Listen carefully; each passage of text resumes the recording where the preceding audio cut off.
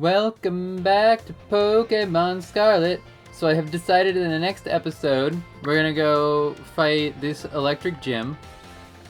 Because A, I've already been to this town, I walked right through it. And B, look at all those clothes shops. Look at them. How can I not want to go to that town? But first, in this episode, we're going to school. It's school time. We're schooling. We're getting schooled. We gotta learn. Or at least we're gonna peek and see if there's any interesting sounding classes. If not, we'll head back to the other town. Classes. Good morning, Miss Emmy. What class would you like to take? Let's do... Oh, there's so many that sound interesting. I want to do bio, history, language, and art. But I don't know what order to do them in. Let's start with history, art... No, history, bio, art, bio, language. Yes. You'd like history with Miss Ryford? Yes, please. Class will begin soon. Don't be tardy. Okay, I'll make it. Don't worry about it. I'm going. Don't worry.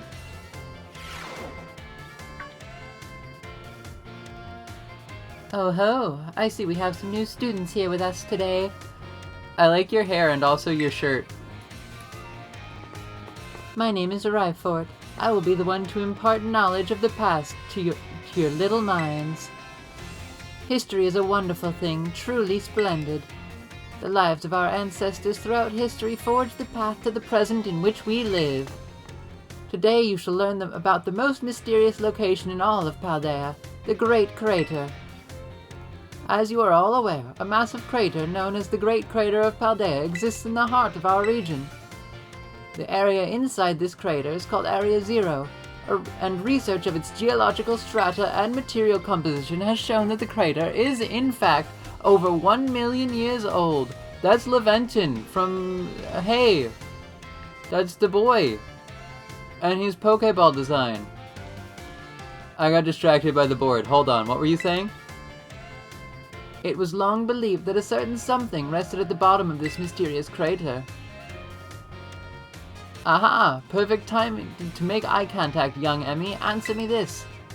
What exactly was believed to rest in the depths of the Great Crater, inside Area Zero? These two both seem silly, so treasure. That is correct. You're a surprisingly clever one, aren't you? I see you did your homework prior to coming to my class. That's right.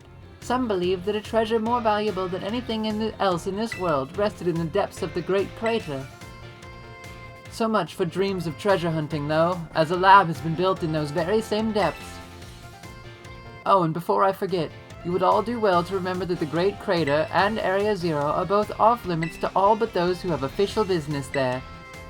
Do not dare entertain the foolish notion of gallivanting off to Area Zero in search of riches.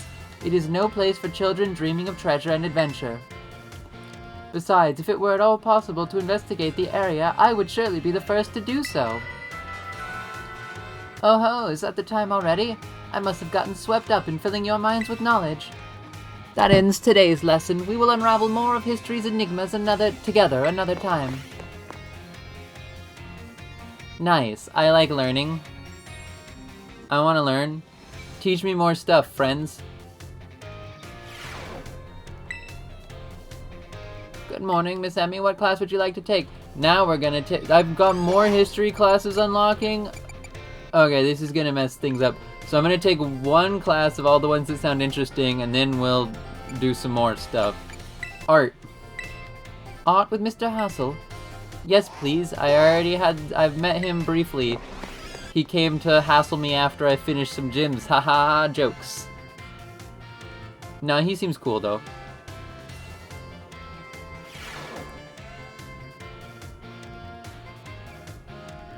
Greetings, I am Hassel. I will be teaching this art class. It is a pleasure to meet you all. Now, let me be candid for one moment. I imagine that many of you will forget all that you learned in this class once you graduate. After all, you don't need even a basic understanding of artwork, much less a refined appreciation of beauty, for most exams or jobs. So is my class a waste of time for you then? I think not. At least I certainly hope it isn't. Think for a moment, all of you. What is beauty anyway? What makes something beautiful? The eye of the beholder. Interesting. Thank you, Emmy. Oh, I don't mean to suggest there's a correct answer to my query. The important thing is that you all take time to think about it. Think about why we might find why we might find beauty in a flower blooming on the side of the road, for example. Question why the sky is a different shade of blue than the ocean, or why the leaves change color. Ponder the windmills of Artezon and how they move. Contemplate the chilling bite of the waters of Cascarafa. I'm sure you will find that every little detail of your lives will seem more vivid, more impactful, if you just take a moment to stop and think. And I am certain that if you stop and truly appreciate the little beauties of this world, it will help pull you through the days where your studies have exhausted you, or when work has dampened your spirits. Ah, do pardon me for waxing philosophical. You don't need to understand all of that now. To put it simply, it is true that one doesn't need art to survive, but it certainly makes surviving much more enjoyable.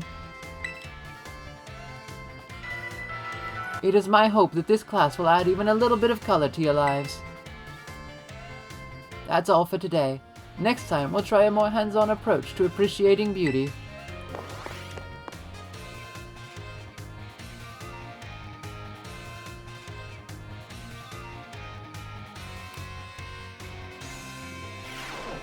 You know, for being Naranja Academy, I can't think of any oranges I've actually seen.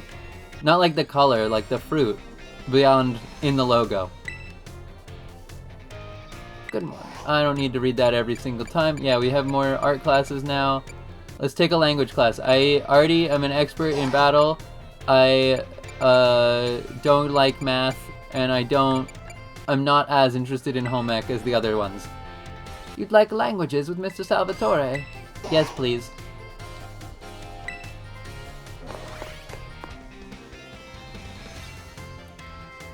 I hope it's like language and not language arts, though I'm fine with language arts, but language is more fun. My dear students, how are you all today? Feeling good, I hope? Je m'appelle Salvatore. My name is Salvatore. Merci beaucoup. That is, thank you very much for your attention here in my class.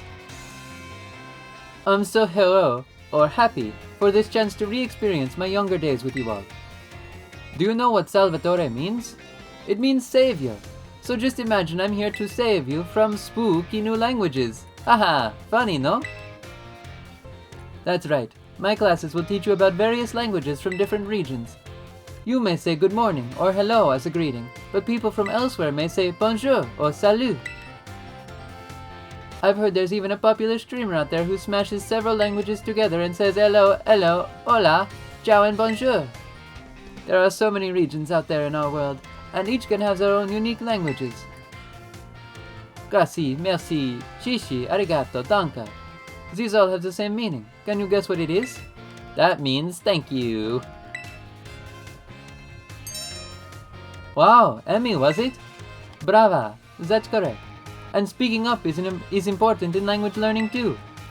Grazie, merci, shishi. These words all mean thank you. I guess some of you probably knew at least one of those. Despite meaning the same thing, their lengths and sounds are all different. Isn't that interesting? And now, apropos of nothing, let me give you all one of my wise words of advice.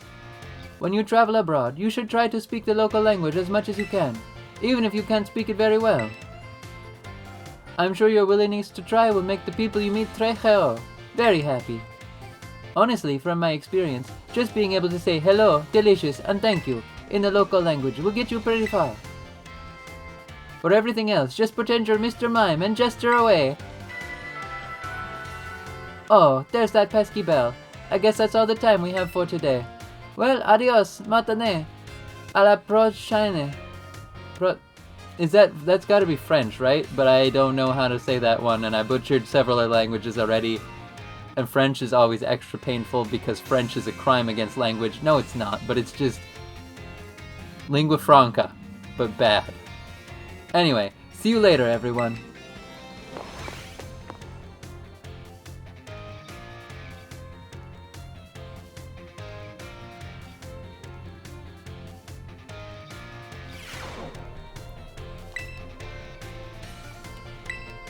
Alright, let's take art, history, bio, language, art, history, bio, language. We're gonna take all the classes we can. This is gonna be it, the classes episode. Maybe I will just take 2 each, and then 3 each of biology and languages only. Yeah, because otherwise the episode might be really long. Oh hey, Penny's here! Hello class, it is I, Hassel, yet again. In our previous class we discussed what beauty is, which might have been a little boring for you. So today I thought I would mix things up a little to pique your interest in art. Allow me to introduce our special guest. Gibble! This is Professor Gibble, the assistant lecturer for today. Now then, Professor Gibble, if you would be so kind as to terrestrialize for us.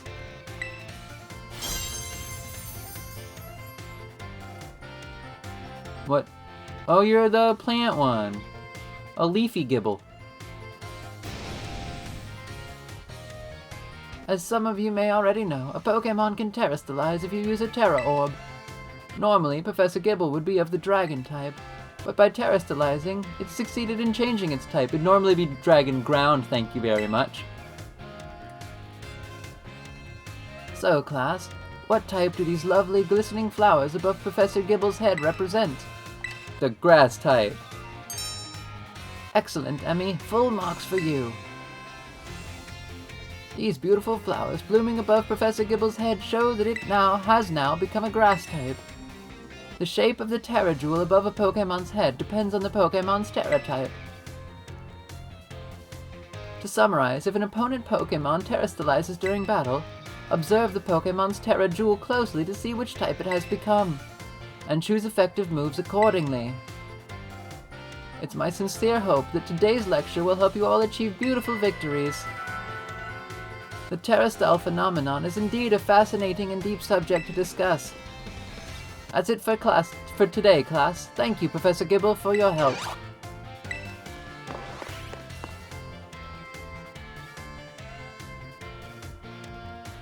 The last episode was really long. I feel bad about making this one really long, but I also want to learn!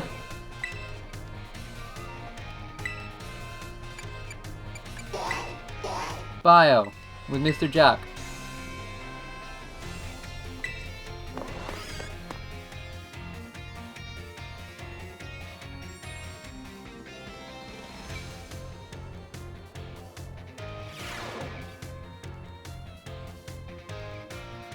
Hello, hello. I hope everyone's ready to learn some new things today. Did you all try using the ZR button to let your Pokémon out as I taught you in our last class? Walking along with your Pokémon lets you see how unique and cute they all are. I'd also highly recommend picnics for when you want to spend some quality time together with the Pokémon in your party. You can get them all around the table to make sandwiches and play. It's really a lot of fun. If you want to learn more about making food, Mr. Sawaro's class is the place to go. Now sometimes, while you're enjoying a picnic with your Pokémon, you may find something very, very important in the basket next to your table.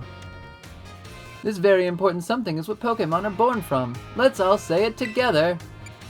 Oh, so that's why I haven't found a nursery yet. I have to... Phew, you all got it right. The very important something I'm talking about is a Pokémon egg. It's not clear where these eggs come from, but they're probably placed in the basket rather stealthily by the Pokémon at the picnic. Walking around with an egg will help warm it, which allows it to hatch. Eggs won't warm up by sitting in boxes, though. You'll need to have them in your party. And then here's one more super important thing I'd like you to remember about eggs. Pokémon entrust us with their eggs because they believe in us. So I sure would be happy to see you all being responsible parents for your little Pokémon eggs. Whoops, my most important point came right as the bell rang. Well, see you all next time, I guess. We're doing the classes special, but it's not just because the last one was so long. I think I'm going to cut this one here, and then we'll do more classes in the next episode, and then possibly more classes in the next episode, depending on how long that takes. And then we'll finally go see what Electric Gym has in store for us, and also buy more clothes, though I may do that off camera, but probably not because it'll be the first time I've gone to those stores, I think. Bye-bye!